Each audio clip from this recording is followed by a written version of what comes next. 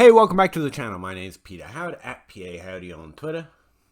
That's it. There's no DLF thing to read out here. So yeah, welcome back. Thanks for the comments on the last video.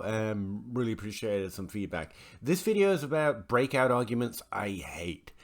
I hate them for various reasons, but I really hate them. Do you have the time to listen to me grind? Take down the film watchers and nerds all at once.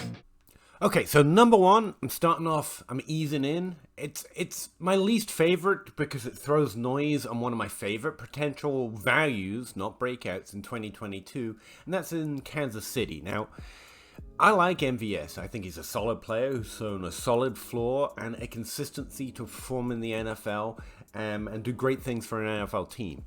I also think he's shown a ceiling capped around 10 to 13% target share. Breakouts only average about a 5 to, well, it's really a 7% target share jump, but that's really only for second year players. Second year players quite often jump up a 7% total average in their target share from the year before to break out in their second year.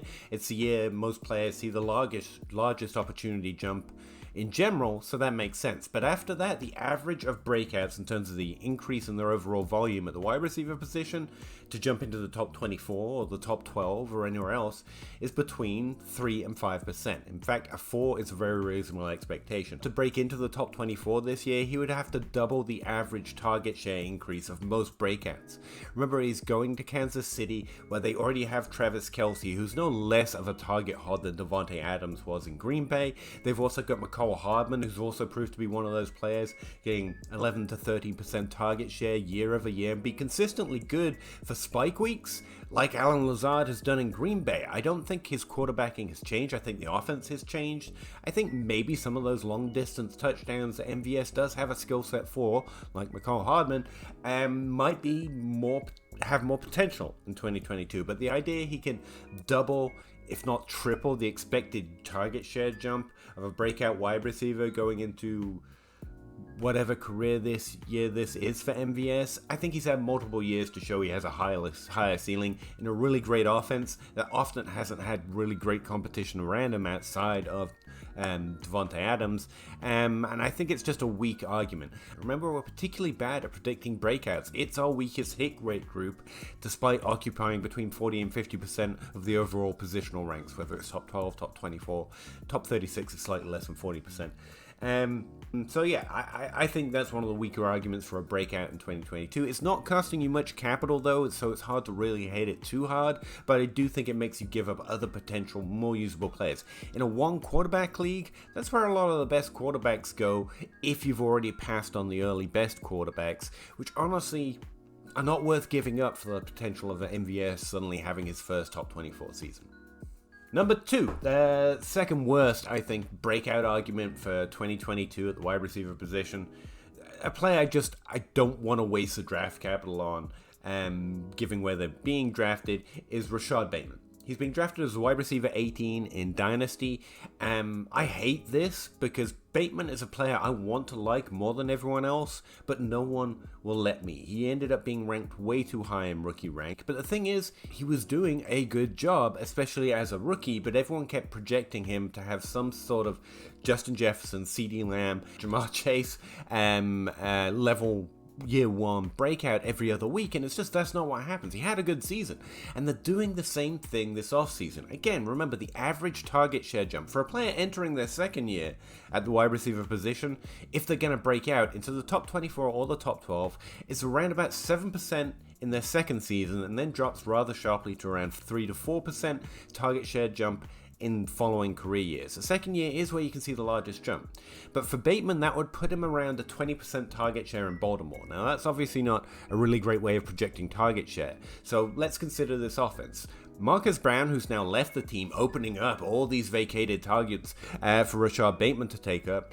He had an 18.5% target share in his rookie year, which was pretty good. He had a really good solid year, like Rashad Bateman. Notice he also had a higher target share than Rashad Bateman, but that doesn't matter. Both had really good years in their rookie season. In his second year, he did break out in terms of target share. He jumped up a 6% jump, pretty similar to the common breakout average, all the way up to 24% target share. Unfortunately, because the team was passing so little, in fact, the team passed less that year than they did the year before for Marcus Brown when he increased his target share, something similar to what we expect in 2022, he only hit the top 36. This was one of the signs that I thought meant that Marcus Brown was distinctly underrated because he was following a common breakout pattern and yet wasn't quite breaking out into our positional ranks, essentially because the team just didn't want to pass much. Over the last 2 years, the team has consistently passed less, around 24, 25 times a game. The league average is 34 times a game over the last 5, 6, 7, or 8 years. So Baltimore was projected to go even further into the trenches with running the ball in 2021, and I suggested that passing the ball 24 and 25 times a game over the last 2 years was extreme. And in fact, it should bounce up a little bit. In fact, I was wrong, it bounced up a lot. And into 2021, they exploded in terms of passing attempts, with most of the running backs sustaining significant portions of the season on injury. So that's probably partly why as well. This year, they traded away their wide receiver one, who hit the kind of target share we really would expect a good player to do in that kind of offense, and then drafted tight ends, reinforced the offensive line, and added more to the potential of this team to run. They don't want to run it as much as they were the last 2 years, presumably, but they definitely don't want to pass it as much as they did in 2021. So we're expecting a drop in target share. For Rashad Bateman to get the kind of target share a top 24 wide receiver gets, he would have to catch about 28% of the team's overall target share, which I think is really reasonable for a player. We know Davante Adams can do it, we know Keenan Allen can do it, but it's really exceptional for a player that's going to break out with, it would be a 15% target share increase from what he did year one, which is almost twice what MVS did when he broke in to a top 24 season.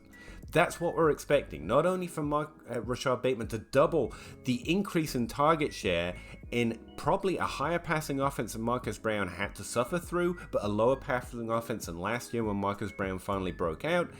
And it's not that I don't like Rashad Bateman. I think the expectation for him is way too high. I think top 24 is only if he can co-opt the target share like Keenan Allen, like Davante Adams, like DeAndre Hopkins, frankly, back in the day. I guess that's actually back in the day at this point. And I think it's a very unreasonable expectation. So if he finishes top 36 this year, I think he will have done excellent. But one other thing to consider about Rashad Bateman being drafted as a wide receiver 18 overall in Dynasty, this year it means you're drafting him over every rookie, but maybe two. It means you're drafting him over every likely breakout candidate into the top 12, except for CeeDee Lamb and T. Higgins. It means you're drafting him over Cortland Sutton, who could see his best production this year with Russell Wilson. It means you're drafting him over players that are not only more likely to break out, but more likely to outproduce him. All right, the last one is Gabriel Davis. Let's do this. Number 3, Gabriel Davis is literally the worst breakout argument heading into 2022. Not the one I hate the most, although I do, because he's a 4th round player going into his 3rd year who I'm hearing positive sounds and noises and projections on, and normally I would be excited about that. A player drafted outside the 3rd round going into his 3rd year, which is not an uncommon breakout year, like I would like that stuff normally. But he actually doesn't fit the pattern of breakouts, and I don't understand the volume argument for it. I've heard a lot of these, so let me simplify it here. I think Buffalo is going to reduce in passing attempts for a similar reason that I was just talking about Buffalo. In 2019 and 2018, the first 2 years of Josh Allen's career, he was passing around 31, 32 times a game. The rushing offense was very much in flow with Josh Allen as primary rushing running back. In 2020, something weird happened, almost like a new thing happened, emerged on the depth chart, which changed the level of the offensive output in the passing game. They started passing 36 and 37 times a game over the last 2 years. Before that, the wide receiver one was John Brown with, a 20-21% target share. And in 2020, for some unknown reason, the wide receiver one became a 23-24% target share guy and started finishing in the top 12. Their passing game also ballooned up to around, like I said, 36, 37 times a game, which is weird. It's almost like players who were performing admirably as top 24 wide receivers before this 2020 year suddenly got pushed down the depth chart, and instead of, it's almost like the offense changed based on the player that was on the depth chart. I would have to look it up, but in 2020, something weird happened with the Buffalo Bills wide receiver 1. Almost like that's what mattered to the passing game, not the players that weren't on the depth chart. Efficiency is not Gabriel Davis' problem. Volume is. And again, once you sum them all up, there's essentially 23.8 targets per game outside of Stephon Diggs and the running backs. Maybe the question is, where is the 23.8 targets per game that those players were creating by themselves, assuming no volume changes? Assuming we have 23.8 targets per game, can they split between Dawson Knox, James Cook, Cole Beasley, and Jamison Crowder, and not one of them get 8 targets per game? And the answer obviously is yes, very, very easily.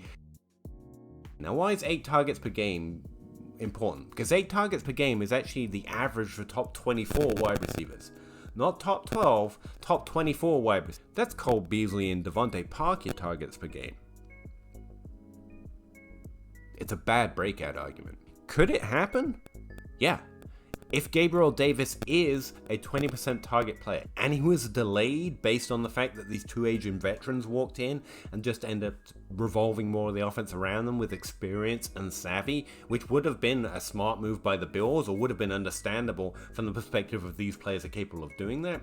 But you're talking about a player doubling anything he's ever done in the league, when the average expectation at this point is for him only to increase by basically a fraction of his overall target share, because the average breakout only increases by about, in a conservative estimate, 4% target share in their breakout year after that second year volume jump. It's not that there isn't potential. It's not that Gabe Davis is bad. It's not that last year he ran at a 1.6 yards per route run clip, which is the same as Rondale Moore, and everyone now hates Rondale Moore. Remember, this is a guy who have to do something to chase Stephon Diggs. Laquan Treadwell basically had to retire from football after trying to compete with Stephon Diggs for targets. Anyway, those are the 3 breakouts for the 2022 that I am least likely to believe and I hate the most coming into this season. Let me know what you think.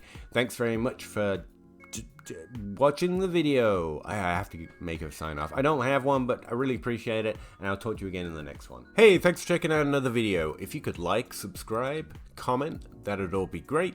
But also check out the rest of the channels. So follow my Patreon link to see what I'm up to over there, and the Linktree link, I guess, is going to take you to easy access to my podcast, the articles I'm writing over there at DLF, as well as most of the other things I'm up to. I'd really appreciate it. Thanks very much.